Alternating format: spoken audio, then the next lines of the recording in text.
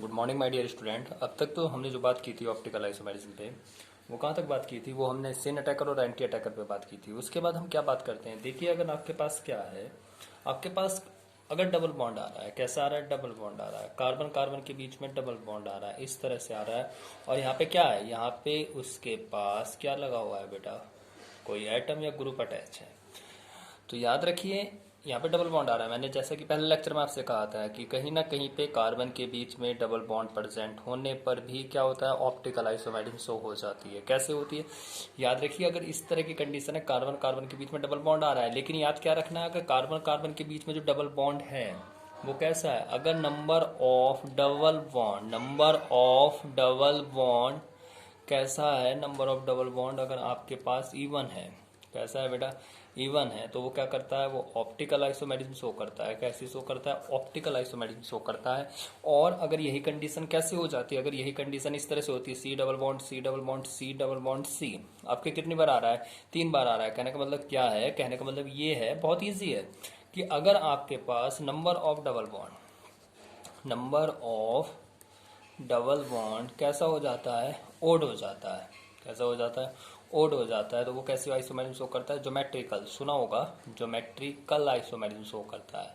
तो अभी तक मैंने क्या बात बताई, देखिए डबल बॉन्ड के बीच में भी, अगर कार्बन कार्बन के बीच में डबल बॉन्ड है तो वहाँ पे भी ऑप्टिकल आइसोमेरिज्म शो हो सकती है। लेकिन वो डिपेंड क्या करता है, वो डिपेंड करता है अगर कार्बन कार्बन के बीच में डबल बॉन्ड है और number of double bond even है तो ऑप्टिकल जाएगी, और ओड है तो कैसा जाता है, ज्योमेट्रिकल जाता है।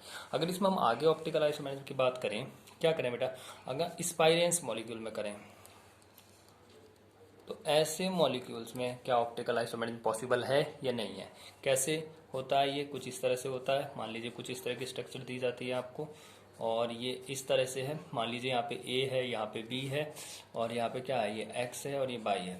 तो ये भी क्या करते हैं, जो स्पाइरेंस मॉलिक्यूल होते हैं वो भी ऑप्टिकल आइसोमेरिज्म शो करते हैं।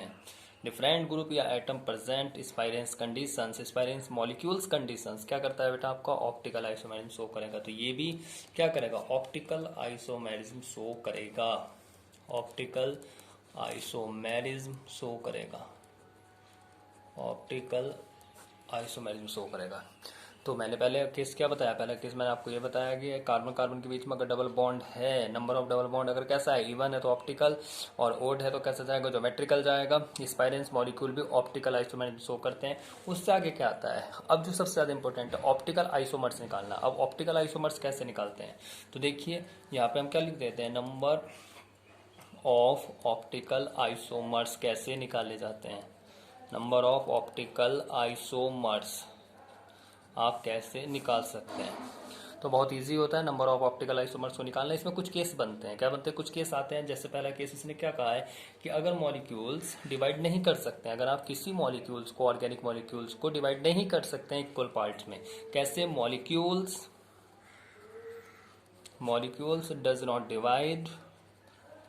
Does not divide into equal part, अगर आप उसको इक्वल पार्ट में डिवाइड नहीं कर सकते हैं। तो अगर कोई मॉलिक्यूल्स आपके पास ऑर्गेनिक दिया गया है और उसको आप इक्वल पार्ट में डिवाइड नहीं कर पा रहे, तो उस कंडीशन में उसको आपको कैसे करना है, देखिए। तो इसमें पहली कंडीशन क्या होती है, अगर आपको उसमें नंबर ऑफ ऑप्टिकल आइसोमर्स निकालना है, नंबर ऑफ ऑप्टिकल आइसोमर निकालना है। मान लीजिए हम इसको ए से रिप्रेजेंट करते हैं, तो ए से रिप्रेजेंट 2 की पावर n। तो अगर मॉलिक्यूल्स को आप इक्वल पार्ट में डिवाइड नहीं कर सकते हैं और उसमें आपको नंबर ऑफ ऑप्टिकल निकालना है, तो 2 की पावर n होता है। n क्या होता है यहाँ पे, number of chiral carbon atom, number of chiral carbon atom, number of chiral carbon atom होता है। अगर आपको इसमें क्या निकालना है, फिर अगर आपको इसमें नंबर ऑफ रेसिमिक मिक्सचर निकालना है, क्या निकालना है बेटा, नंबर ऑफ रेसिमिक मिक्सचर, क्या निकालना है, नंबर ऑफ रेसिमिक मिक्सचर। तो जो आपने क्या निकाला है, ए वाई क्या कर देते हैं 2, ए वाई क्या कर देते हैं 2 कर देते हैं। अगर आपको क्या निकालना है, फिर नंबर ऑफ इनएंशियोमर निकालना है, क्या निकालना है बेटा, नंबर ऑफ इनएंशियोमर निकालना है, क्या निकालना है बेटा, नंबर ऑफ इनएंशियोमर। तो उसके लिए भी हम क्या करते हैं, ए बाई 2 करते हैं। लेकिन एक बात याद रखिए, अगर आपको यहाँ पे मीजोफॉर्म निकालना है, नंबर ऑफ मीजोफॉर्म, नंबर ऑफ मीजोफॉर्म निकालनी है, तो ये याद रखिए कैसी होती है, इसमें 0। तो याद रखिए, अगर आपके पास कोई भी ऑर्गेनिक मॉलिक्यूल है और उसको आप इक्वल पार्ट में डिवाइड नहीं कर सकते हैं तो उस कंडीशन में नंबर ऑफ ऑप्टिकल आइसोमर्स 2 की पावर n होता है। n क्या होता है? Number of chiral carbon atom. Number of racemic mixture a/2। Number of enantiomers भी क्या होता है? a/2 होता है। और नंबर ऑफ मेसोफॉर्म की बात करते हैं तो वो कैसे होता है? 0 होता है। सपोज आपने क्या किया, एक एग्जाम्पल ले लिया, और जैसे ही एग्जाम्पल आपने लिया, यहाँ पे OH, ये H, ये COOH, लैक्टिक एसिड। तो आप इसे क्या कर सकते हैं? आप इक्वल पार्ट में डिवाइड नहीं कर सकते। तो पहला क्वेश्चन क्या है? Number of optical isomers. इसको क्या करता है बेटा? इसको सॉल्व करता चल रहा हूँ। आपने कैसा मॉलिक्यूल है जिसको डिवाइड नहीं कर सकते हैं? पहला, number of optical isomers A कितना? 2 की power n। Number of chiral carbon atom कितना है? 1। तो यहाँ पे क्या हो जाएगा? 2 की पावर कितना हो जाएगा? 1। तो जब 2 की पावर 1 हुआ तो इसकी वैल्यू कितनी हो जाएगी? 2। सेकंड क्या निकालते हैं? रेसिमिक मिक्सचर A/2 निकालना होता है। अब A कितना है आपके पास? 2 है। तो 2/2 इक्वल कितना आ जाएगा? 1। नंबर थर्ड, इसमें क्या निकालना है? एनेंशियोमर्स। तो ये भी क्या है? A/2 है। तो ये भी कितना आ जाएगा बेटा? 2/2 इक्वल कितना आ जाएगा? 1। और बात करते हैं हम मेसोफॉर्म की। तो मेसोफॉर्म की कंडीशंस क्या होती है? मेसोफॉर्म क्या होती है? ऑलवेज क्या रखना होता है? इसको 0।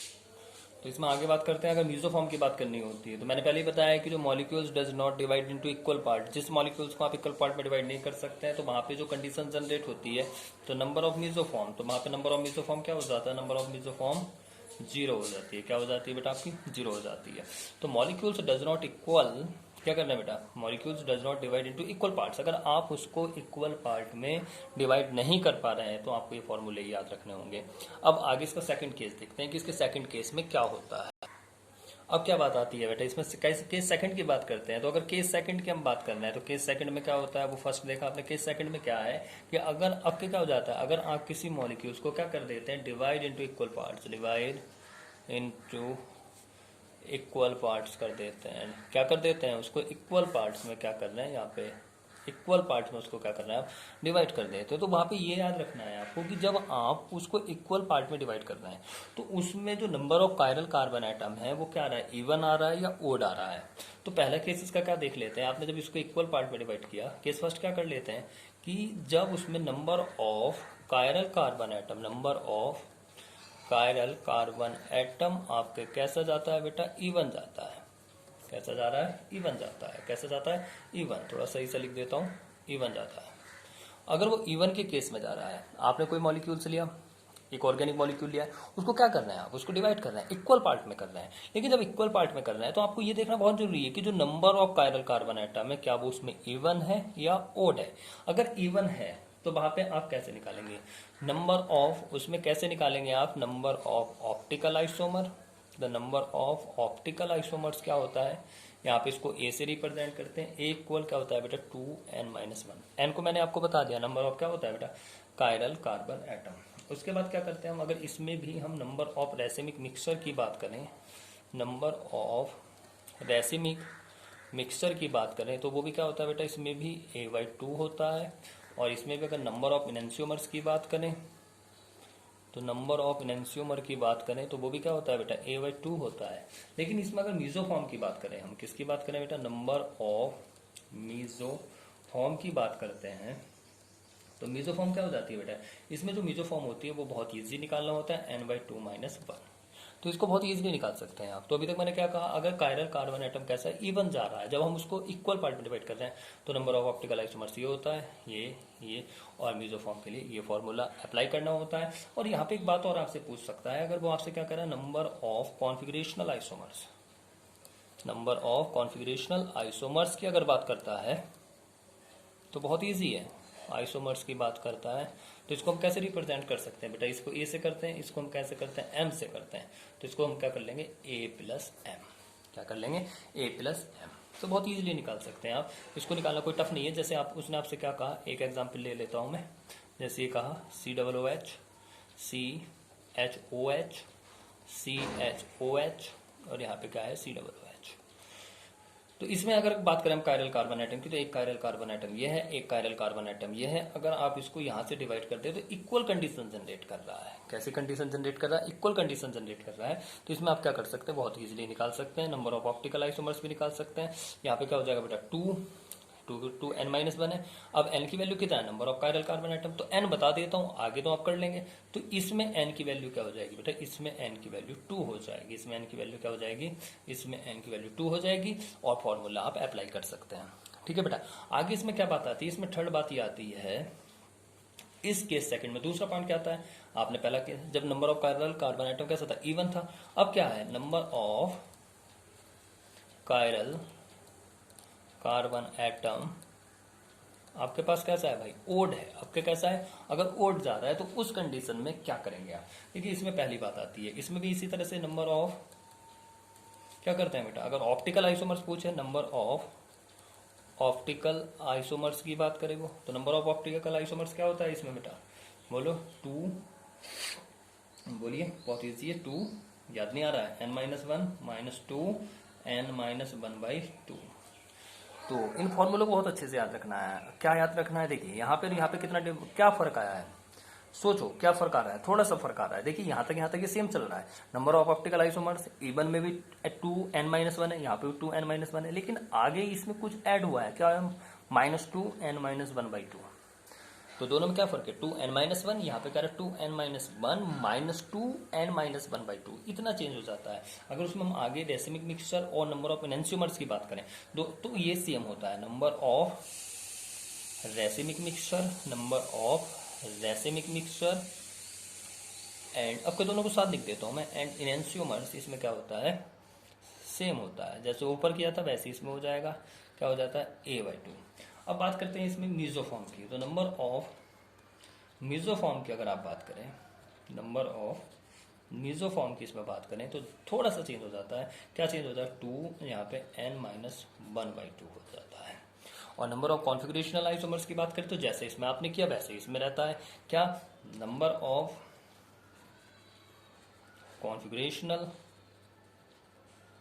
आइसोमर, तो इसमें क्या हो जाएगा बेटा, तो इसमें भी क्या हो जाता है, इसको m से रिप्रेजेंट करते हैं मीजोफॉर्म को, तो यहाँ पे क्या हो जाएगा, a प्लस एम, यहाँ पे लिखा नहीं था, बता देता हूँ, कभी सोचो, यहाँ पे सोचो, लिख दिया था, वैसे मैंने लिख दिया था कि कहाँ से ये m आ रहा है, तो m किसको रिप्रेजेंट करता है, m मीजोफॉर्म को रिप्रेजेंट करता है। ठीक है, अब इसमें आगे जैसे इसका भी एक एग्जाम्पल देख सकते हैं, COOH है ना भाई, यहाँ पे CHOH, फिर ये CHOH, फिर यहाँ पे CHOH, और यहाँ पे क्या हो जाएगा, COOH।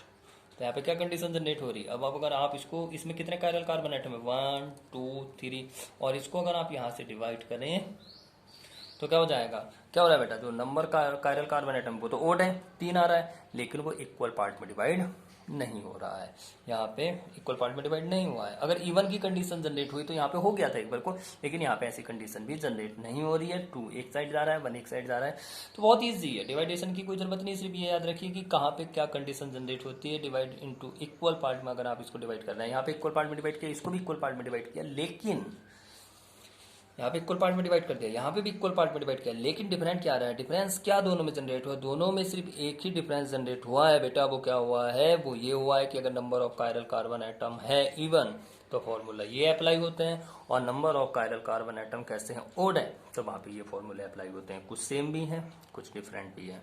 तो बहुत इजी है ये ऑप्टिकल आइसोमराइजेशन पे मेरा थर्ड लेक्चर था, बहुत ध्यान से पढ़िए, अच्छे से पढ़िए। पहले में मैंने आपको इंट्रोडक्शन दिया था, बहुत सारी बातें बताई थी, सेकंड में बताया, और ये थर्ड लेक्चर, नेक्स्ट लेक्चर जो आने वाला है इस पर जो प्रॉब्लम्स है आप मुझसे डिस्कस कर सकते हैं। नेक्स्ट जो मेरा लेक्चर है बहुत बहुत इंपॉर्टेंट है, इससे भी ज़्यादा सबसे ज़्यादा इंपॉर्टेंट होता है स्टीरियो केमिस्ट्री में। अगर आइसोमेरिज्म की बात करें तो 2 ही सबसे ज़्यादा इंपॉर्टेंट होती है, एक ऑप्टिकल एक टॉटोमेरिज्म। तो जो मेरा नेक्स्ट लेक्चर है वो टॉटोमेरिज्म पे होगा। ठीक है बेटा, ओके, थैंक यू।